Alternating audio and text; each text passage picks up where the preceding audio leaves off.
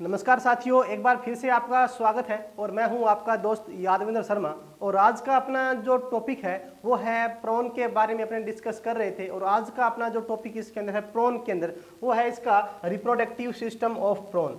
तो प्रॉन का reproductive system किस प्रकार से होता है उसके बारे में अपने डिस्कस करेंगे। उसके बाद में इसके अंदर कौन कौन से रिप्रोडक्टिव पार्ट प्रेजेंट रहते हैं उनके बारे में डिस्कस करेंगे। तो स्टार्ट करते हैं अपना reproductive system of a prawn. तो सबसे पहले प्रॉन की बात करते हैं। तो प्रॉन किस प्रकार का एनिमल होता है? तो प्रॉन जो होता है वो डाइशियस एनिमल होता है। यानी कि डाइशियस का मीनिंग क्या है कि इसके अंदर मेल और फीमेल जो होते हैं वो दोनों अलग अलग होते हैं। यानी कि मेल इसके अंदर अलग होगा, मेल अलग होता है और जो फीमेल होती है वो अलग होती है। यानी कि अपन कह सकते हैं डाइशियस एनिमल होता है। यानी कि अपने कैसे द्विलिंगी जीव होता है तो मेल अलग होगा और फीमेल इसके अंदर अलग होती है। उसके बाद में अब मेल और जो फीमेल होती हैं उनके अंदर अपने बात करते हैं तो सेक्सुअल डाइमॉर्फिज्म जो होती है यानी कि लैंगिक द्विरूपता जो होती है वो भी अपने को स्पष्ट मिलती है। तो इसके अंदर सेक्सुअल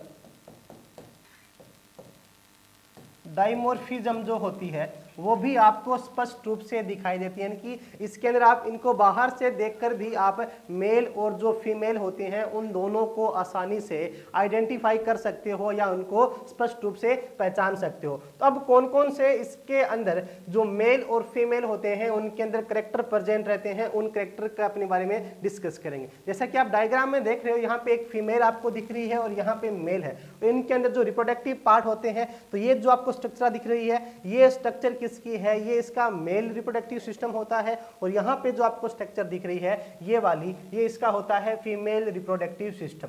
तो अपने सबसे पहले अब यहाँ पे बात करते हैं कि इसके अंदर जो मेल और फीमेल जो होती हैं उनके अंदर जो डाइमॉर्फिज्म होती है उस डाइमॉर्फिज्म के अंदर कौन कौन से जो अंतर होते हैं या कौन कौन से ऐसे करैक्टर हैं जिनको देखकर आप आसानी से बता सकते हो कि ये मेल है या फीमेल है। सबसे पहला इसमें होता है कि मेल एनिमल जो होता है वो फीमेल एनिमल की तुलना में लार्ज होता है। तो यहाँ पे अपने कह सकते हैं नंबर 1 पॉइंट क्या होगा कि जो मेल एनिमल जो होता है वो फीमेल की तुलना में लार्ज होता है या उसकी तुलना में क्या होता है? बड़ा होता है। सेकंड पॉइंट क्या है कि जो फीमेल होती है फीमेल का जो एब्डोमिनल पार्ट होता है वो मेल की तुलना में बड़ा होता है। अगर अपन बात करते हैं किसका, जो फीमेल होती है फीमेल का एब्डोमिनल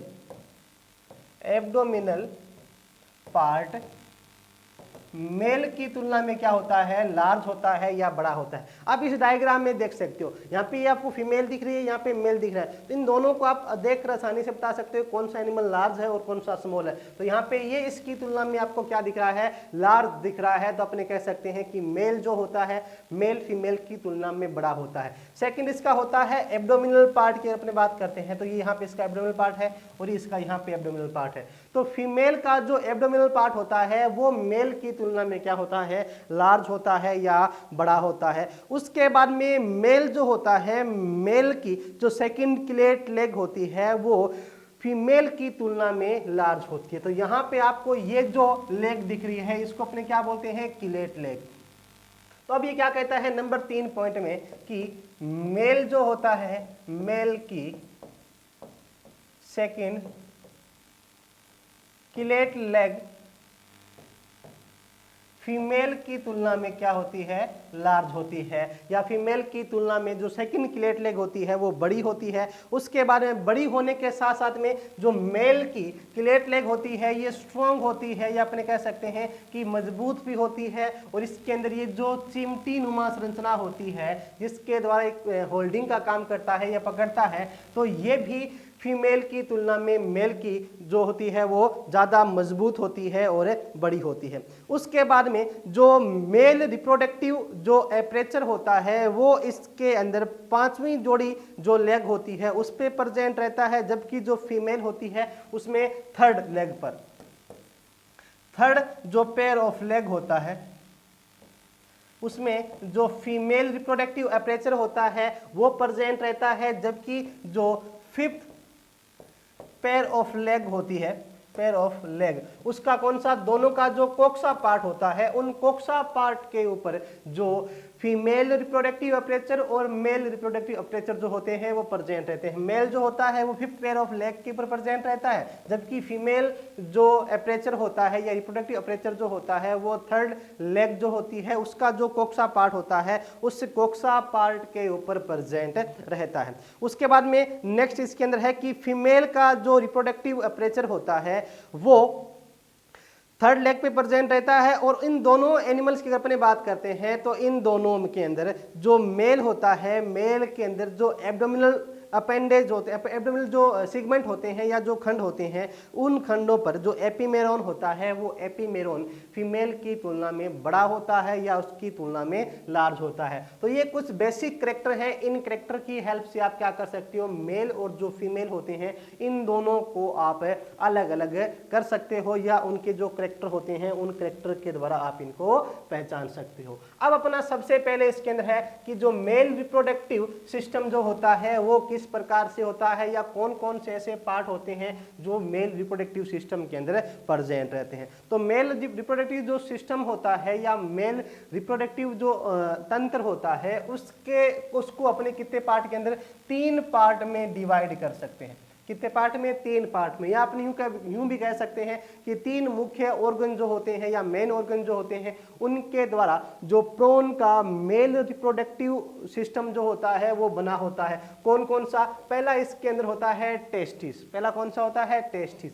सेकंड इसके अंदर होता है वासा डिफरेंटिया, सेकंड कौन सा होता है वासा डिफरेंशिया। तो आप इस डायग्राम के अंदर भी आप यहाँ पे देख सकते हो कि सबसे पहले इसके अंदर क्या प्रेजेंट रहता है टेस्टिस। ये जो संरचना आपको यहाँ पे दिख रही है एक लोब लाइक स्ट्रक्चर जो है इसको अपने क्या बोलते हैं टेस्टिस बोलते हैं। उसके बाद में यहाँ पे आपको ये जो कुंडली संरचना दिख रही है और यहाँ से ये एक लंबी ट्यूब के समान स्ट्रक्चर दिख रही है इसको अपने क्या बोलते हैं वासा डिफरेंस कहते हैं। उसके बाद में थर्ड जो इसके अंदर होता है, थर्ड इसके अंदर होता है यहाँ पे आपको एक फूली हुई स्ट्रक्चर दिख रही है जिसको अपने क्या बोलते हैं सेमिनल वेसिकल या वेसिकुला सेमिनल्स भी अपने इसको कह सकते हैं। उसके बाद में यहाँ पे जो 5th लेग होती है उसके ऊपर कोक्सा प्रेजेंट है, उसका कोक्सा जो होता है उस कोक्सा के ऊपर क्या प्रेजेंट रहता है, जो एपरेचर होता है वो एपरेचर यहाँ पे प्रेजेंट होता है।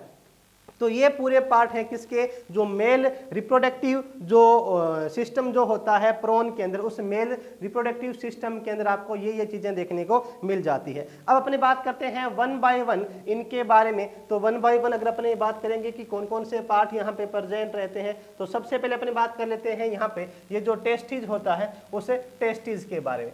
तो टेस्टिस के अंदर कौन कौन से करेक्टर होते हैं जो आपको देखने को मिल जाते हैं। टेस्टिस में सबसे पहला करेक्टर क्या है कि जो टेस्टिस होते हैं उनकी संख्या की बात करते हैं तो कितने होते हैं, ये एक जोड़ी प्रेजेंट रहते हैं। कितने प्रेजेंट रहते हैं, एक जोड़ी जो टेस्टिस होते हैं वो एक जोड़ी टेस्टिस इसके अंदर प्रेजेंट रहते हैं। और ये इसका जो थोरेसिक पार्ट होता है, थोरेसिक पार्ट का जो मिड डोर्सल पार्ट होता है उस मिड डोर्सल पार्ट में, तो कहाँ पे थोरेसिक पार्ट के जो मिड डोर्सल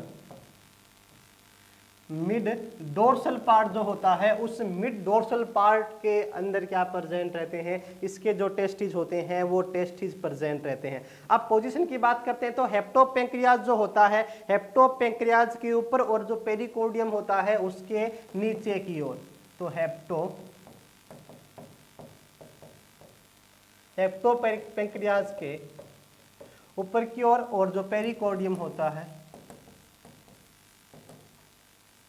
कोर्डियम के नीचे की तरफ क्या प्रेजेंट रहता है, इसका जो टेस्टिस होता है वो टेस्टिस प्रेजेंट रहता है। उसके बाद में नेक्स्ट क्या कहता है कि जो टेस्टिस होता है आगे की ओर जो रीनल सैक होता है उस रीनल सैक की तरफ प्रेजेंट रहता है। अगर आगे वाले भाग की बात करते हैं तो कहाँ तक फैला रहता है, ये इसका जो रीनल सैक होता है उस रीनल सैक तक फैला रहता है। और जो पीछे वाला भाग होता है ये इसका जो फर्स्ट जो अपने कह सकते हैं सेगमेंट होता है एब्डोमिनल पार्ट का, या पहला जो खंड होता है एब्डोमिनल पार्ट का उस पहले खंड तक, तो अपने कह सकते हैं कि फर्स्ट जो सेगमेंट होता है ऑफ एब्डोमिनल, एब्डोमिनल पार्ट अपने पहले भी बात की थी, जो पीछे की क्लास थी उसके अंदर की, इसका जो एब्डोमिनल पार्ट होता है वो 6 खंडों से मिलकर बना होता है। तो छठे खंड तक यानी कि जो पहला खंड होता है उस पहले खंड तक क्या प्रेजेंट रहता है, इसका जो टेस्टिस होता है वो पीछे वाला भाग जो होता है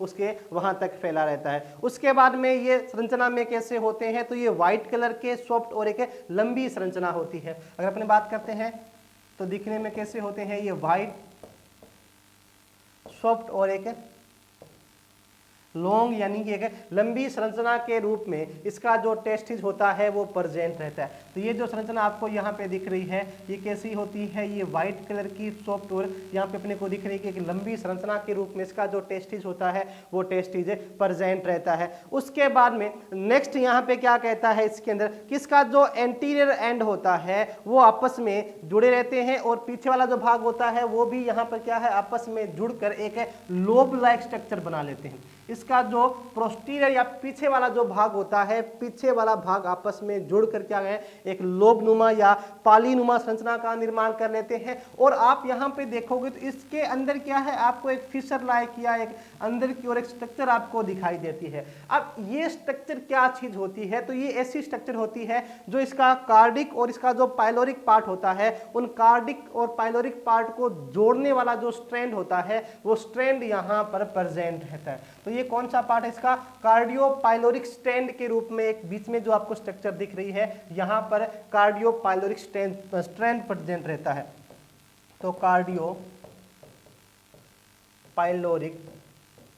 स्ट्रैंड जो होता है वो कार्डियोपाइलोरिक स्ट्रैंड जो टेस्टिक जो होता है उस टेस्टिस के जस्ट मिड वाला पार्ट होता है या जो मध्य भाग होता है वहां पे आपको एक फिशर लाइक स्ट्रक्चर दिखाई देती है, उस संरचना के अंदर प्रेजेंट रहता है। या आपने कह सकते हैं कि कार्डियोपाइलोरिक स्ट्रैंड जो होता है वो स्ट्रैंड इस संरचना के बीच से होकर गुजरता है, यानी कि जो इसकी लोब बनी होती है उन्हें लोब के बीच में से होकर गुजरता है। उसके बाद में अब जो टेस्टिस होता है, टेस्टिस के अंदर कई सारी जो स्ट्रक्चर होती है या अपने कह सकते हैं कि कई सारी नलिकाएं प्रेजेंट रहती हैं। उन नलिकाओं को अपने क्या बोलते हैं, उन नलिकाओं को सेमनीफेरस ट्यूब्यूल कहते हैं। सेमनीफेरस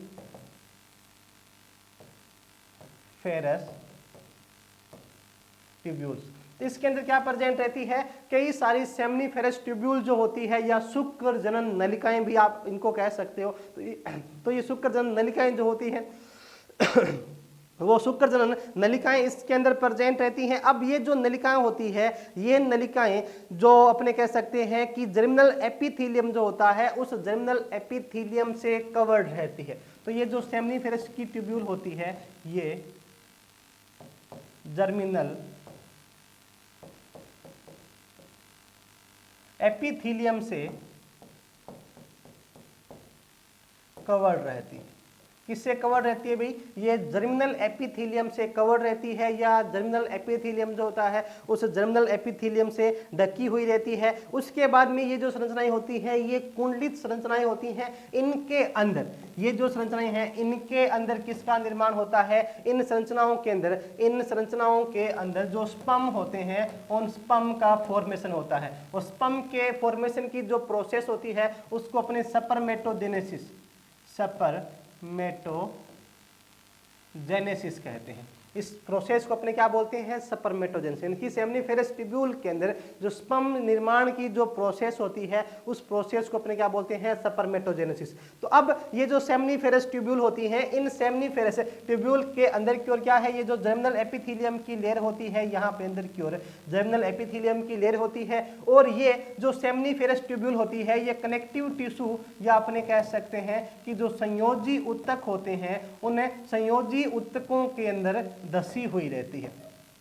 किन के अंदर धसी हुई रहती है, कनेक्टिव टिश्यू या संयोजी ऊतक होते हैं उन संयोजी ऊतकों के अंदर सेमनीफेरस ट्यूब्यूल धसी हुई रहती है। और ये जो सेमनीफेरस ट्यूब्यूल होती है ये कई सारी नलिकाएं होती हैं जो इसके टेस्टिस के अंदर आपको दिख जाती है। और यहाँ पे जो स्पर्मेटोजेनेसिस की प्रोसेस होती है यानी कि स्पर्म जो होता है उसकी कई सारी फॉर्म जो होती हैं वो इनके अंदर अलग अलग फॉर्म इसके अंदर प्रेजेंट रहती है। इसके साथ साथ में जो अपने कह सकते हैं कि ब्लड ल्यूकेंस जो होते हैं वो इसके अंदर प्रेजेंट रहते हैं। कई सारी संरचनाएं जो है वो इसके अंदर प्रेजेंट रहती है। उसके बाद में क्या होता है, इसके अंदर इसका जो स्पर्म होता है उस स्पर्म का फॉर्मेशन होता है इसके अंदर। अब स्पर्म जो होता है उस स्पर्म के अंदर क्या प्रेजेंट रहता है, ये वाला जो पार्ट होता है ये इसका हेड पार्ट कहलाता है और ये जो पार्ट होता है इसका टेल पार्ट कहलाता है। और इसके बीच में क्या प्रेजेंट रहता है, इसका जो न्यूक्लियस या जो केंद्रक होता है वो न्यूक्लियस या केंद्रक प्रेजेंट रहता है, जिसके अंदर इसके जो जेनेटिक मटेरियल होते हैं वो इसके अंदर प्रेजेंट रहेंगे। और यहाँ से ये जो स्पर्म होते हैं उन स्पर्म को आगे की ओर जो इसकी सेकंड स्ट्रक्चर जो होती है जिसको अपने कहा था कौन सी, वासा डिफरेंशिया, तो यहाँ से स्पर्मेटोजेनेसिस की प्रोसेस कंप्लीट होने के बाद में आगे वाली जो नलिका होती है उस आगे वाली नलिका या आगे वाली संरचना अपने कह सकते हैं, उस आगे वाली संरचना के अंदर इनको सप्लाई कर दिया जाता है। और आगे वाली जो सेकंड संरचना होती है उसको अपने क्या बोलते हैं, उसको अपने बोलते हैं सेमनीफेरस ट्यूब्यूल, अपने उस संरचना को कहा जाता है। तो अब उसके बाद में अपने बात करते हैं यहाँ पे सेमनीफेरस ट्यूब्यूल की। तो वासा डिफरेंशिया के अंदर वासा डिफरेंशिया अब किस प्रकार की संरचना होती है या ये कहाँ पे प्रेजेंट रहती है। अब वासा डिफरेंशिया की बात करते हैं तो प्रत्येक टेस्टिस जो होता है उसका आउटर एंड जो होता है वो एक लंबी और संकरी कुंडलित नलिका के रूप में प्रेजेंट रहता है। अब टेस्टिस का जो आउटर लेटरल पार्ट जो होता है, आउटर लेटरल पार्ट जो होता है वहां पे क्या है, कुछ वाहिनियां या डक्ट प्रेजेंट रहती है। अब वाहिनी या जो डक्ट होती है इस वाहिनी या डक्ट को अपने क्या बोलते हैं, वासा डिफरेंशिया कहते हैं। इसको क्या बोलते हैं, वासा डिफरेंशिया। वासा डिफरेंशिया अपने एक तो इसके क्या जो प्रोक्सिमल एंड होता है वहां पे प्रेजेंट रहती है और एक जो डिस्टल एंड होता है उस पे यानी कि एक दूरस्थ भाग पे प्रेजेंट रहती है और एक इसके समीपस्थ भाग पे प्रेजेंट रहती है। तो अब ये एक लंबी नलिका रूपी संरचना होती है जो इसका समीपस्थ भाग होता है, जो प्रोक्सिमल पार्ट होता है या समीपस्थ भाग होता है वो समीपस्थ भाग कैसा होता है, कोइल्ड होता है या अपने कह सकते हैं कि कुंडलित होता है। समीपस्थ भाग कैसा होता है, इसका कुंडली संरचना के रूप में होता है। और इसका जो दूरस्थ भाग होता है यानी कि अब यहाँ से ये वाला जो पार्ट होता है इसको अपने क्या बोल सकते हैं, दूरस्थ पार्ट। तो ये एक कम कुंडली संरचना के रूप में होता है जो आगे की ओर किसके अंदर जाता है, अपने बात की थी कि जो इसका फिफ्थ लेग जो होता है या अपेंडिज जो होता है वहां तक जाता है। उसका जो कोक्सा पार्ट होता है उसके कोक्सा पार्ट तक ये फैली हुई रहती है या कोक्सा पार्ट तक प्रेजेंट रहता है। अब उसके बाद में इसका जो दूरस्थ पार्ट होता है वो आगे की ओर जाकर मुड़कर एक बैग लाइक स्ट्रक्चर के रूप में कन्वर्ट हो जाता है या थैलेनुमा संरचना में कन्वर्ट हो जाता है। उस थैलेनुमा संरचना को अपन क्या बोलते हैं, सेमिनल वेसिकल कहा जाता है। उस स्ट्रक्चर को क्या बोलते हैं, सेमिनल वेसिकल, अपने उस स्ट्रक्चर को कह सकते हैं। अब सेमिनल वेसिकल की बात करते हैं तो प्रत्येक जो पांचवी जोड़ी इसकी जो लेग होती है या जो टांग होती है उस लेग के जो कोक्सा पार्ट होता है उस कोक्सा पार्ट के ऊपर एक फूली हुई संरचना के रूप में ये प्रेजेंट रहता है जिसको अपने वेसिकुला सेमिनलिस या सेमिनल वेसिकल अपने इसको कह सकते हैं। अब ये सेमिनल वेसिकल का काम क्या होता है, नॉर्मली जो स्पर्म होते हैं उन स्पर्म को स्टोर करने का जो काम होता है वो किसके द्वारा किया जाता है, सेमिनल वेसिकल के द्वारा स्पर्म को स्टोर किया जाता है। और इसके बाद में अब ये जो सेमिनल वेसिकल होता है ये आगे की ओर एक अपर्चर के रूप में खुल जाता है जिसको अपने क्या बोलते हैं, मेल जेनिटल अपर्चर कहा जाता है। तो आगे की ओर ये किस में खुलता है, मेल जेनिटल अपर्चर के रूप में ये संरचना खुल जाती है और यहाँ से जो स्पर्म होते हैं उनको बाहर की ओर या आउटर पार्ट की ओर भेज दिया जाता है। तो यहाँ पे ये जो स्ट्रक्चर है ये इसकी आप टीएस के रूप में इसको देख सकते हो, जो टीएस ऑफ टेस्टिस के रूप में। उसके बाद में सेकंड जो अपना है इसके अंदर number 2, female reproductive system. Female reproductive system किस प्रकार का होता है, अब इसकी अगर अपने बात करते हैं तो फीमेल रिप्रोडक्टिव सिस्टम की अगर पोजीशन की बात करते हैं तो सेम वही पोजीशन होती है जो अपने कह सकते हैं कि मेल के अंदर प्रेजेंट रहती है। अब फीमेल रिप्रोडक्टिव सिस्टम जो होता है उसको अपने कितने पार्ट के अंदर डिवाइड कर सकते हैं, 2 पार्ट के अंदर डिवाइड कर सकते हैं। अब 2 पार्ट कौन कौन सा होता है, एक इसका होता है ओवेरीज और दूसरा होता है ओविडक्ट। अगर अपने बात करते हैं मेल रिप्रोडक्टिव सिस्टम की तो मेल रिप्रोडक्टिव सिस्टम जो होता है उसको अपने कितने भागों में, 3 पार्ट में डिवाइड कर सकते हैं। तीन पार्ट कौन कौन से थे अभी अपने बात करके आए हैं कि इसका एक तो टेस्टिस होता है, एक वासा डिफरेंशिया और एक इसका होता है सेमिनल वेसिकल। तो तीन पार्ट में डिवाइड किया था। अगर अपने बात करते हैं फीमेल रिप्रोडक्टिव सिस्टम की, तो फीमेल रिप्रोडक्टिव सिस्टम को आप कितने पार्ट में डिवाइड कर सकते हो? दो पार्ट के अंदर डिवाइड कर सकते हो। पहला जो इसका पार्ट होता है वो इसका होता है ओवेरीज। ओवेरीज की बात करते हैं तो फीमेल में जो ओवेरीज की वही पोजीशन होती है जो मेल के अंदर टेस्टिस की होती है। तो अगर पोजीशन की बात करते हैं तो सेम वही पोजीशन होती है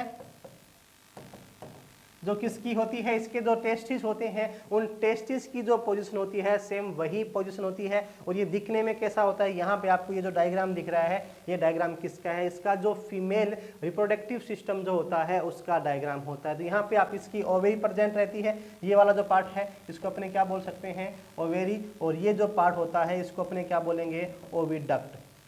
इस पार्ट को अपने क्या बोलेंगे? ओविडक्ट। तो ये ओविडक्ट होता है। और अपने पहले ही बात की थी कि इसका जो ओविडक्ट होता है या फीमेल जो रिप्रोडक्टिव अपर्चर जो होता है वो इसकी जो थर्ड लेग होती है उस थर्ड लेग के अंदर इसका जो रिप्रोडक्टिव अपर्चर होता है वो प्रेजेंट रहता है। अब अपनी संख्या की बात करते हैं वो कितनी होती है? तो ओवेरीज जो होते हैं ओवेरीज की संख्या भी एक जोड़ी होती है। ओवेरी की संख्या कितनी होती है? ओवेरी भी एक जोड़ी संख्या में प्रेजेंट रहते हैं, व्हाइट कलर के होते हैं और कॉम्पैक्ट या हंसिया आकार के होते हैं। एक जोड़ी व्हाइट,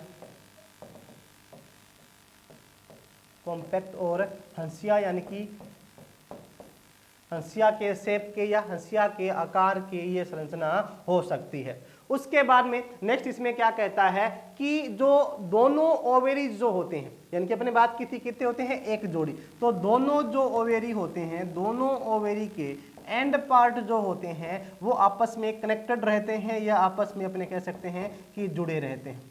दोनों ओवेरी के एंड पार्ट जो होते हैं या अंतिम जो भाग होते हैं वो आपस में क्या है? यहाँ से इस प्रकार से ये जुड़े रहते हैं या कनेक्टेड रहते हैं। उसके बाद में नेक्स्ट है कि इसके जैसे अपने टेस्टिस की बात की थी, टेस्टिस का जो मिड पार्ट था वहाँ पे भी क्या है? इस प्रकार की एक फिशर या दरार लाइक स्ट्रक्चर प्रेजेंट थी। ठीक वैसे ही जो ओवेरी होते हैं ओवेरी के अंदर भी सेम वैसी ही पोजीशन रहती है जिसके अंदर जो कार्डियो पाइलोरिक स्ट्रैंड जो होता है, कार्डियो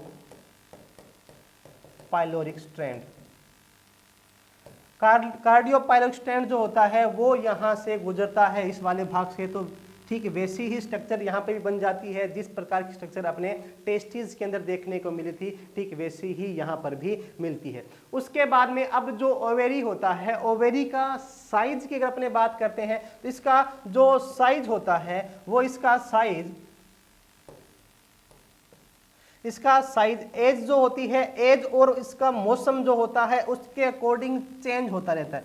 अगर अपने बात करते हैं ना साइज की, तो साइज इसकी एज या आयु के साथ में प्लस जो मौसम होता है उसके साथ साथ में ये चेंज होता है रहता है। यानी कि एक जैसा साइज इसका क्या है? लगातार ओवेरी का नहीं रहता है। जैसे जैसे क्या है इसकी एज में चेंज होता रहेगा, साइज में भी चेंज होता रहेगा और बाहर वाला जो इन्वायरमेंट होता है उस इन्वायरमेंट का इफेक्ट जो होता है वो भी इसके ओवेरी होते हैं उन ओवेरीज पर लगातार पड़ता रहता है। अब इसके बाद में ये जो ओवेरी होती है इस ओवेरी के ऊपर एक कोट प्रेजेंट रहता है या आवरण प्रेजेंट रहता है जो कैसा होता है? झिल्ली नुमा। अपने कह सकते हैं कि इसके ओवेरी जो होते हैं उन ओवेरी के चारों ओर क्या प्रेजेंट रहता है? एक आवरण प्रेजेंट रहता है और वो आवरण कैसा होता है? झिल्ली नुमा आवरण जो होता है वो इसके ऊपर प्रेजेंट रहता है। और इसके अंदर क्या है? oogenesis की जो प्रोसेस होती है, oogenesis यानी कि अन्न जनन का जो काम होता है वो इन ओवेरी के अंदर किया जाता है। और इसके अंदर जो ओव्यूम होते हैं, ओव्यूम अपने कह सकते हैं दो टाइप के होते हैं, मैच्योर ओव्यूम और अनमैच्योर।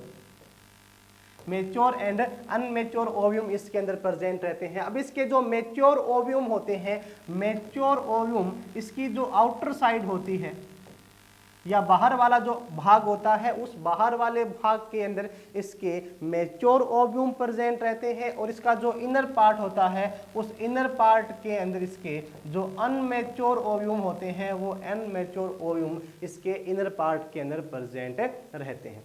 अब नंबर 2 इसका पॉइंट है ओविडक्ट। नंबर दूसरा पार्ट इसका ओविडक्ट। अब ओविडक्ट की बात करते हैं कि ओविडक्ट में किस प्रकार के फीचर्स प्रेजेंट रहते हैं। तो ओविडक्ट जो होती है, ओव्यूम का जो मिड पार्ट होता है, मिड पार्ट से एक चौड़ी और पतली वोल वाली संरचना निकलती है। जो ओव्यूम ओवेरी जो होता है, ओवेरी का जो मिड पार्ट होता है या मध्य भाग होता है, वहां से एक चौड़ी और पतली वॉल वाली डक्ट निकलती है या नलिका निकलती है। उस डक्ट को अपने क्या बोलते हैं, ओविडक्ट। तो यहाँ पे आपको ये जो स्ट्रक्चर दिख रही है, इस स्ट्रक्चर को अपने क्या बोल सकते हैं, इस स्ट्रक्चर को अपने ओविडक्ट बोलते हैं। तो ये कैसी होती है, थोड़ी चौड़ी, और इसकी वॉल की बात करते हैं तो वॉल कैसी होती है, पतली वॉल के रूप में प्रेजेंट रहती है। और इस संरचना को अपने क्या बोलते हैं, इस संरचना को अपने ओविडक्ट कहा जाता है। और इस ओविडक्ट के द्वारा जो ओव्यूम होते हैं, उन ओव्यूम को इसका जो थर्ड लेग जो होती है या थर्ड पेयर ऑफ लेग जो होता है, उसका जो कोक्सा पार्ट होता है, उस कोक्सा पार्ट तक सप्लाई किया जाता है या पहुंचाया जाता है। वहां तक पहुंचाने का जो काम होता है वो किसके द्वारा किया जाता है, ओविडक्ट जो होती है उसे ओविडक्ट के द्वारा किया जाता है। और पहले भी अपने बात की थी कि इसका फीमेल की अगर अपने बात करते हैं तो फीमेल का जो थर्ड पेयर ऑफ लेग होता है या पेंडेज जो होता है, उसके ऊपर यहाँ पर आकर क्या है, ये संरचना एक अपर्चर के रूप में खुल जाती है, जिसको अपने क्या बोलते हैं, उसको अपने बोल सकते हैं कि फीमेल जेनिटल अपर्चर कह सकते हैं, या फीमेल जेनिटल ओपनिंग भी आप उसको कह सकते हो। तो फीमेल जेनिटल ओपनिंग के रूप में ये जो संरचना होती है वो संरचना खुल जाती है। अब उसके बाद में नेक्स्ट इसके अंदर है कि इसके अंदर जो फर्टिलाइजेशन होता है या निषेचन जो होता है, फर्टिलाइजेशन या निषेचन की बात करते हैं तो वो किस प्रकार से होता है। पहले भी अपने बात करके आए थे कि जो प्रोन होता है वो डाइशियस होता है, यानी कि मेल और फीमेल दोनों क्या होती हैं, अलग अलग होती हैं। अब इसके अंदर अगर अपने बात करते हैं कि रिप्रोडक्शन का जो पीरियड होता है वो इसके अंदर मई से अगस्त तक होता है। मई से अगस्त तक क्या होता है, इसके अंदर जो रिप्रोडक्टिव पीरियड अपने कह सकते हैं वो रिप्रोडक्टिव पीरियड होता है। उस दौरान क्या होता है कि मेल जो होता है, मेल फीमेल के पास में आएगा और इसके जो किलेट लेग होती हैं उनकी हेल्प से इसको पकड़ता है और वहां से जो फर्टिलाइजेशन की प्रोसेस होती है वो कंप्लीट की जाती है। और जब फर्टिलाइजेशन होता है उस ड्यूरेशन के अंदर जो फीमेल होती हैं वो फीमेल क्या करती हैं, अपने कई सारे जो एग होती हैं उन एग का क्या करती है, उत्सर्जन कर देती है या उनको एक्सक्रीट कर देती है। और मेल क्या करता है, मेल उन ओव्यूम या ओवा जो होते हैं उनको स्पर्म की हेल्प से क्या कर देगा, ये फर्टिलाइज कर देता है या उनको निषेचित कर देता है। अब निषेचन के बाद में क्या होगा कि इसमें होगा डेवलपमेंट या परिवर्धन की बात करते हैं। तो डेवलपमेंट कैसा होता है, अभी अपने बात करके हैं कि इसके अंदर जो फर्टिलाइजेशन होता है वो कैसा होता है, एक्सटर्नल फर्टिलाइजेशन होगा। तो सिंपल सी बात है कि इसके अंदर अब जो डेवलपमेंट होगा वो भी कैसा होता है, एक्सटर्नल ही होता है, यानी कि बॉडी से बाहर होता है। अगर अपन निषेचन की बात करते हैं या फर्टिलाइजेशन की बात करते हैं तो वो दो प्रकार का हो सकता है, इंटरनल होता है और एक्सटर्नल। अगर इंटरनल की बात करते हैं, अगर फीमेल की बॉडी के अंदर होता है तो वो कैसा हो गया, इंटरनल हो गया। अगर बॉडी से बाहर होता है तो वो एक्सटर्नल होता है। मोस्टली जो एक्वेटिक एनिमल होते हैं उनके अंदर जो फर्टिलाइजेशन होता है वो कैसा होता है, हमेशा ही एक्सटर्नल फर्टिलाइजेशन ही होता है। अब फीमेल की बात करते हैं तो अपने बात की थी कि इसके जो एग होते हैं या अपने कह सकते हैं कि जो ओवा होते हैं, ओवा के अंदर प्रचुर मात्रा में योक जो होता है वो प्रेजेंट रहता है। योक क्या करता है, योक इनके अंदर जो डेवलप हो रहे एम्ब्रियो जो होते हैं उन एम्ब्रियो को न्यूट्रिशन जो होता है वो प्रोवाइड करने का जो काम होता है किसका होता है, योग के द्वारा किया जाता है। अब फीमेल जो होती है, फीमेल के अंदर क्या होगा कि फीमेल अपने जो एग होते हैं उन एग को, जो इसके इंट्यूगमेंटल ग्लैंड होती है, उस इंट्यूगमेंटल ग्लैंड के द्वारा क्या है, एक अपने कह सकते हैं कि केमिकल या अपने कह सकते हैं कि एक प्रकार का प्रोडक्ट या पदार्थ जो होता है वो पदार्थ सेक्रेट करती है। और ये कैसा होता है, ये चिपचिपा पदार्थ होता है। कैसा होता है, चिपचिपा पदार्थ होता है, जिसकी हेल्प से क्या करती है, ये जो फीमेल होती है, ये फीमेल इन चिपचिपे पदार्थों की हेल्प से इसके एग जो होते हैं उन एग को अपने साथ में चिपकाए हुए रखती है। अब इसके अंदर क्या होगा कि जो रिप्रोडक्टिव पीरियड होगा, उस रिप्रोडक्टिव पीरियड के अंदर क्या करेगी, फीमेल जो होती है वो फीमेल अपने साथ में ही हमेशा ही इसके जो एग होते हैं उन एग को अपने साथ में ही रखती करती है, अपने से अलग नहीं करती। यानी कि जैसे ही क्या हो गया, फर्टिलाइजेशन हो गया, मेल के द्वारा जो स्पर्म होते हैं वो सेक्रेट कर दिए जाते हैं और वो स्पर्म क्या करते हैं, इसके एग को क्या कर देंगे, फर्टिलाइज कर देंगे और वहां से जो डेवलपमेंट होगा वो डेवलपमेंट इसका स्टार्ट हो जाता है। तो जैसे ही डेवलपमेंट स्टार्ट होता है तो इसके जो यहाँ पे इस डायग्राम में आप देख सकते हो कि इसके जो अपेंडेज या जो उपांग होते हैं उन उपांग के ऊपर क्या करती है, ये अपने एग जो होते हैं उन एग को चिपका लेती है और अपने साथ ही रखती है। कब तक रखती है, जब तक कि इनके एग जो होते हैं उन एग से एम्ब्रियो या जो शिशु या जो भ्रूण होता है वो क्या है, बाहर नहीं निकल जाता, तब तक ये अपने साथ में चिपकाए ही रखती है। जैसे ही इसके जो शिशु होते हैं वो इसके बाहर निकल जाते, शिशु इसमें क्या होंगे कि इन एग से जैसे ही बाहर निकल जाएंगे, बाहर निकलने के बाद में भी क्या है, इसके साथ में ही रहते हैं और वो क्या करेंगे, मोल्टिंग करते हैं। मोल्टिंग या जिसको अपन कह सकते हैं कि निर्मोचन का काम करते हैं। निर्मोचन करने के बाद में वो किस में कन्वर्ट हो जाते हैं, अडल्ट के अंदर। किस में कन्वर्ट हो जाएंगे, अडल्ट के अंदर वो कन्वर्ट हो जाते हैं। तो इसके अंदर अपने कह सकते हैं कि जो डेवलपमेंट होता है, डेवलपमेंट इसके अंदर डायरेक्ट होता है। डेवलपमेंट कैसा होता है, डायरेक्ट, या आपने कह सकते हैं कि प्रत्यक्ष जो डेवलपमेंट होता है वो प्रत्यक्ष डेवलपमेंट इसके अंदर पाया जाता है। तो ये आज का अपना जो टॉपिक था वो था रिप्रोडक्शन ऑफ प्रॉन के बारे में अपने डिस्कस किया, जिसमें मेल रिप्रोडक्टिव पार्ट और जो फीमेल रिप्रोडक्टिव पार्ट प्लस इसका जो डेवलपमेंट होता है उसके बारे में अपने डिस्कस किया है। आगे की जो क्लास होगी उसके अंदर अपने नया जो फाइलम होगा, फाइलम मोलास्का, उसके बारे में डिस्कस करेंगे, उसके जो जनरल कैरेक्टर होते हैं उनके बारे में डिस्कस करेंगे। तब तक हमारे साथ जुड़े रहिए। बहुत बहुत धन्यवाद। जय हिंद, जय भारत।